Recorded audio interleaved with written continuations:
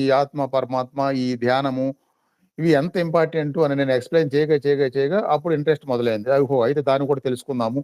అసలదేంటో ప్రాక్టికల్‌గా ఫేస్ చేయాలి మనం కూడా అనే థాట్‌తో మొదలుపెట్టారు లాస్ట్‌కి. సో, తెలుసుకోవడం మొదలుపెట్టారు. ప్రాక్టికల్‌గా పొందడం మొదలుపెట్టారు.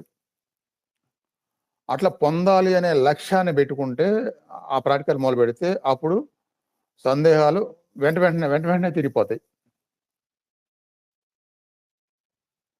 ఇప్పుడు నాకు ఈత రావాలి అని ఒడ్డు మీద కూర్చుంటే ఎన్ని రోజులన్నా వస్తదా?